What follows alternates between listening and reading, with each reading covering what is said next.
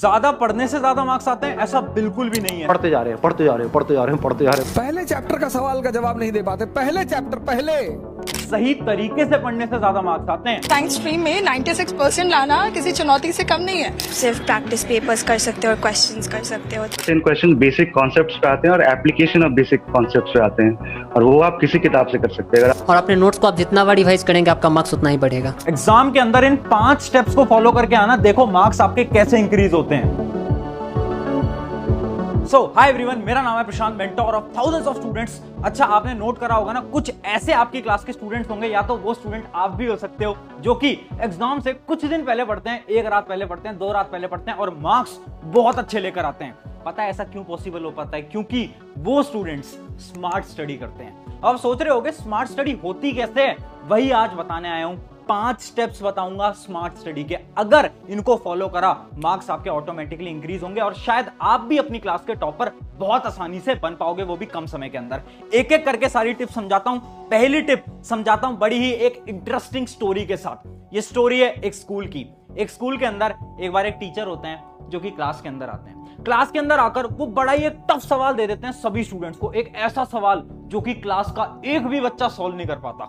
10-15 minute तक सब students बैठे रहते हैं, सॉल्व करने की कोशिश करते रहते हैं, बट कोई सॉल्व नहीं कर पाता।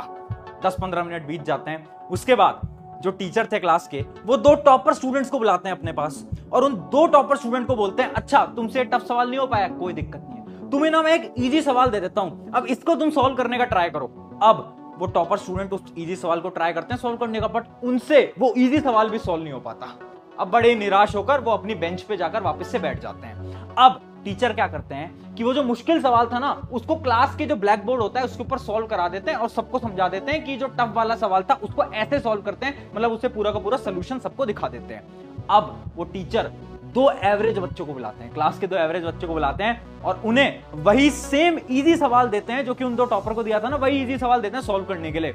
और शॉकिंगली वो जो 2 एवरेज बच्चे थे ना, उन्होंने वो आसान सवाल सॉल्व कर दिया, जबकि वो जो 2 टॉपर बच्चे थे ना, वो तो इस सवाल को सॉल्व ही नहीं कर पाए। सब क्लास के स्टूडेंट शॉक हो गए, यार ये कैसे पॉसिबल है, क्लास के टॉपर सॉल्व नहीं कर पाए, एवरेज ने कैसे कर दिया। तुम भी शॉक हो गए होगे ना, तुम भी सोच रहे होगे ना ये कैसे पॉसिबल हो पाया। ये पता है क्यों पॉसिबल हो पाया? क्योंकि जब उन 2 टॉपर बच्चों को बुलाया तो उनके दिमाग में ऑलरेडी प्रेशर था।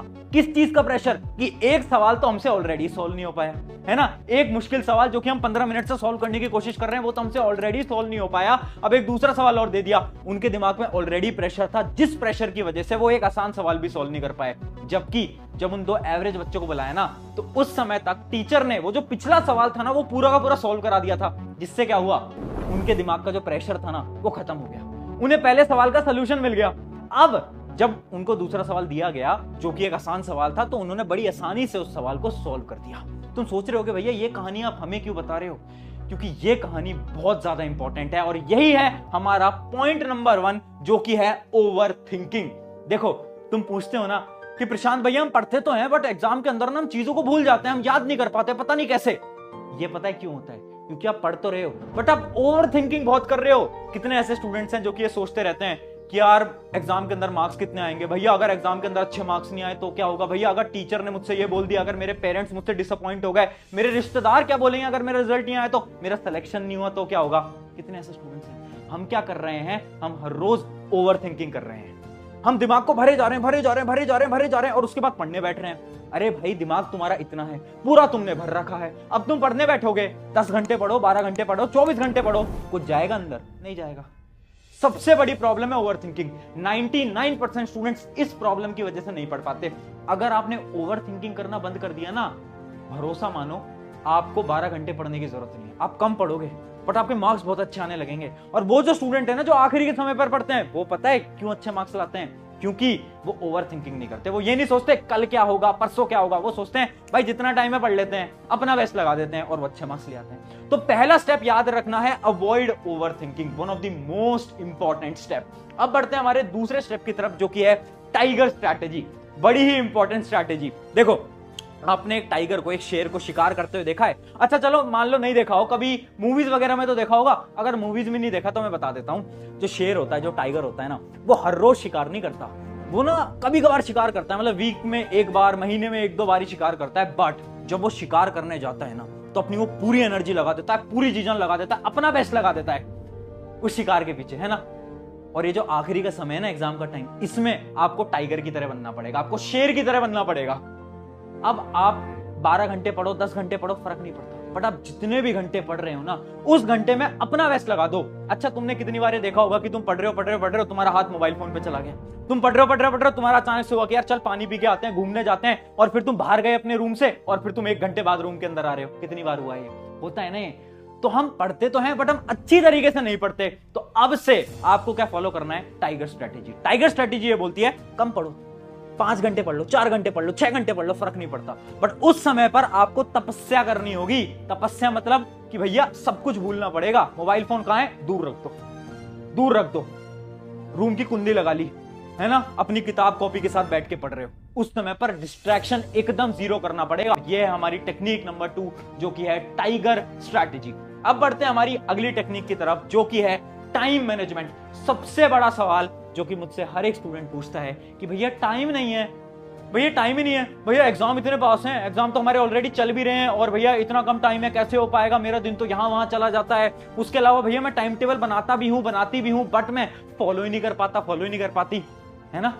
ये सारे डाउट्स है ना। अब ध्यान से सुनना, आपको बोल कौन रहा है कि टाइम टेबल बनाओ? कौन कह रहा है आपको टाइम टेबल बनाने के लिए?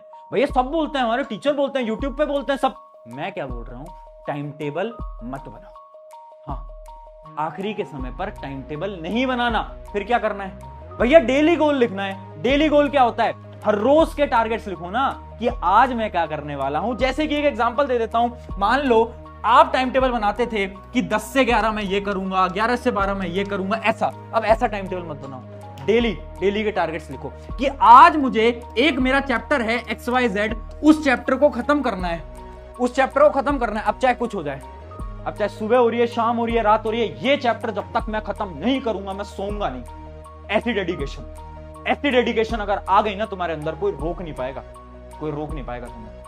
तो डेली टाइम टेबल बनाओ, है ना। ये वाला टाइम टेबल नहीं बोल रहा मैं, ये बोल रहा हूं गोल्स लिखो और उन गोल्स को अचीव करो, बस इतना। अब दूसरा आपका सवाल, भैया गोल्स लिख तो लेते हैं बट भैया अचीव नहीं कर पाते, क्योंकि हमारे पास क्या है ना भैया, हमारे पास टाइम ही नहीं है। अरे दोस्त, किसने बोला तेरे पास टाइम नहीं है? तेरे पास बहुत ज्यादा टाइम है, बट तू देख नहीं पाता। अब आपको क्या करना है ना, अपनी मेंटेलिटी को थोड़ा बहुत चेंज करना पड़ेगा। कैसे? अभी तक आप क्या करते आ रहे थे? अभी तक आप ये सोचते आ रहे थे कि भैया हम ना पढ़ने का टाइम बनाएंगे, है ना, कि भैया हम 2 से 3 पढ़ेंगे, 4 से 5 पढ़ेंगे, पढ़ने का टाइम बनाएंगे। बट अब से आपको क्या करना है? पढ़ने का टाइम मत बनाओ, बाकी चीजों का टाइम बनाओ। मतलब पूरे दिन भर पढ़ाई करनी है, बाकी चीजों का टाइम बनाओ कि भैया सुबह उठेंगे, क्या करेंगे? पढ़ाई करेंगे। अब भैया 8 से 9 ना मुझे नहाने जाना होता है, तो नहाने जाने का टाइम बनाओ, बाहर खेलने का टाइम बनाओ, गेम खेलने का टाइम बनाओ, मोबाइल चलाने का टाइम बनाओ, बट पढ़ने का टाइम मत बनाओ। समझ पा रहे हो हम क्या कर रहे हैं? हमारे दिमाग की जो साइकोलॉजी है उसको घुमा रहे हैं। अभी तक हम पढ़ने का टाइम बना रहे हैं। मैं क्या बोल रहा हूं? पढ़ने का टाइम मत बनाओ, बाकी चीजों का टाइम बनाओ। जब तुम बाकी चीजों को फिक्स कर दोगे ना, क्योंकि होता क्या है ना, हम बाकी चीजों का टाइम ही नहीं बनाते, हम ब्रेक ले लेते हैं और फिर ब्रेक तो हमारा चलता रहता है 1-2 घंटे। टाइम बनाओ, 1 घंटे मोबाइल चलाऊंगा, 2 घंटे बाहर खेलूंगा, 3 घंटे यहां पर लगाऊंगा, बाकी टाइम में क्या करना है? पढ़ाई करनी है। ठीक है, ये हमारी टाइम मैनेजमेंट स्ट्रैटेजी। ये थी हमारी टेक्निक नंबर 3। अब है हमारी technique number 4, quality greater than quantity. बहुत ज्यादा इंपॉर्टेंट, सबसे बड़ी मिस्टेक, सबसे बड़ी मूर्खता जो कि बच्चे करते हैं। पता क्या है सबसे बड़ी मिस्टेक? कि हम ना सब कुछ पढ़ने की कोशिश करते हैं, हमें लगता है ये ब्रेन है, ये तो कोई मशीन है ना, सब कुछ घुसा लेंगे। अरे भैया 1 रात पहले पढ़ेंगे, क्या क्या पढ़ेंगे भैया? सब पढ़ेंगे, है ना भैया। भैया यूट्यूब पे 1 शॉट भी देखेंगे, भैया नोट्स भी पढ़ेंगे, भैया ये भी करेंगे, वो भी करेंगे। जब पढ़ने बैठते हैं तो पढ़ने की कोशिश तो सब करते हैं, बट दिमाग के अंदर भरता जाता है और दिमाग पूरा का पूरा, और अगले दिन सुबह एग्जाम में जा रहे हो, याद ही नहीं आ पा रहा। याद कैसे आएगा? सब कुछ तो भर रखा है, कैसे लिख पाओगे? तो करना क्या है, इमेजिन करो आपके एग्जाम के अंदर आ रहे हैं 10 चैप्टर। मैं क्या बोल रहा हूं, 10 चैप्टर मत पढ़ो, पूरे चैप्टर मत पढ़ो, 8 चैप्टर पढ़ लो, 8 चैप्टर पढ़ लो। बट ये जो 8 चैप्टर है ना, उनको ऐसे करके जाओ कि अगर एक भी सवाल आ जाए एग्जाम के अंदर तो बोल दो कि भैया आता है मेरे को। ठीक है, तो सब कुछ मत पढ़ो, बट जितना पढ़ो उसको ऐसे पढ़ो ना कि भैया याद रहना चाहिए, रिवाइज करो उसको बार बार। Revision is important. ठीक है, तो ये होता है हमारा क्या, quality is greater than quantity. और मैंने तो बहुत सारे बच्चों को देखा है, अपना समय कहां लगाएंगे? नोट्स बना रहे हैं। अरे भाई आखिरी के समय पर नोट्स क्यों बना रहे हो तुम? आखिरी के समय पर नोट्स बना रहे हैं, अपने 2-2 घंटे बैठ के नोट्स बना रहे हैं।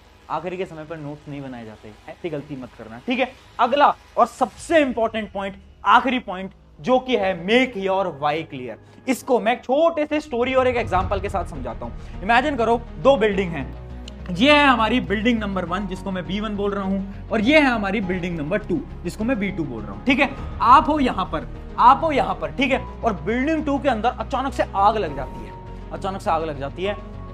क्या आप अपनी बिल्डिंग को क्रॉस करके अब बिल्डिंग 2 के अंदर जाओगे? भैया ये कैसा सवाल पूछ रहे हो? ऑब्वियसली बात है हम नहीं जाएंगे, हम बेवकूफ थोड़ी ना, मूर्ख थोड़ी ना, हम आग लगी हुई बिल्डिंग में जाएंगे। चलो मैं तुम्हें 10 लाख रुपए देता हूं, जाओगे? भैया नहीं यार, 10 लाख रुपए हमारी जिंदगी से इंपॉर्टेंट थोड़ी है। चलो मैं तुम्हें 20 लाख रुपए देता हूं, जाओगे? नहीं भैया, जिंदगी इंपॉर्टेंट है ना। अब ध्यान से सुनना, इमेजिन करो बिल्डिंग 2 के अंदर तुम्हारे कोई रिलेटिव्स हैं, तुम्हारे रिश्तेदार हैं, या फिर तुम्हारे पेरेंट्स हैं, है ना, तुम्हारे मम्मी पापा हैं। अब क्या करोगे? भैया अब तो जाएंगे। अब क्या मुझे तुम्हें पैसे देने की जरूरत है यहां पर जाने के लिए? नहीं, तुम बिना पैसे के जाओगे। क्यों? क्योंकि तुम्हें इस बिल्डिंग 2 में से अपने मम्मी पापा को बचा कर लाना है। हाँ है ना, हाँ है ना। इस केस के अंदर क्या हुआ, पहले आप इस बिल्डिंग में नहीं जा रहे थे, बट जब मैंने आपका वाई क्लियर किया, जब मैंने आपको एक रीजन दिया, जैसे आपको रीजन मिला आपने बोला अब तो जाना पड़ेगा, है ना। सिमिलरली पढ़ाई के अंदर आपको क्या करना है, अपने वाई को क्लियर करना है। हम पढ़ क्यों नहीं पाते? क्योंकि हमारा वाई क्लियर नहीं है। कितने स्टूडेंट से सवाल पूछते हैं कि भैया मन नहीं हो रहा। मन इसलिए नहीं हो रहा क्योंकि तुम्हारा वाई क्लियर नहीं है। 95 लानी है भैया, IIT के अंदर जाना है भैया, नीट के अंदर जाना है। मैं सवाल पूछूं क्यों? वो नहीं पता भैया, बस लाना है। क्यों? अरे वाई तो क्लियर कर ले दोस्त। जब तक वाई क्लियर नहीं होगा तब तक कैसे हो पाएगा? ठीक है, और क्या है तुम्हारा वाई? आज सोचो और इस वीडियो के अंदर कमेंट करो। इस कमेंट के अंदर सब स्टूडेंट्स अपना वाई बताएंगे कि तुम्हारा रीजन क्या है, क्यों लानी है 95, क्यों करना है टॉप, क्यों करना है IIT JEE, क्यों? रीजन क्या है? वाई। हर एक स्टूडेंट आज अपना वाई लिखेगा, जिससे कि तुम्हें याद रहेगी यार ये मेरा रीजन है जिसकी वजह से मुझे मेहनत करनी है और पढ़ाई करनी है। तो ये थी आज की वीडियो जिसके अंदर मैंने आपको 5 स्मार्ट स्टडी की टिप्स बताई। अगर इन टिप्स को फॉलो करते हो, और मैं बोल रहा हूं अगर सच में फॉलो करते हो, वीडियो देख के चले जाओगे भूल जाओगे, कोई फायदा नहीं है दोस्त। सच में फॉलो करो, ट्राई करो, देखना कुछ दिन के अंदर रिजल्ट्स मिलेंगे और जो आपके मार्क्स हैं वो अचानक से इंक्रीज हो जाएंगे। शुक्रिया एवरीवन, मेरा नाम है प्रशांत। अगर वीडियो अच्छी लगती है चैनल सब्सक्राइब करना वो आपकी मर्जी है, बट अपने एक दोस्त के साथ तो जरूर शेयर कर देना। शुक्रिया एवरीवन।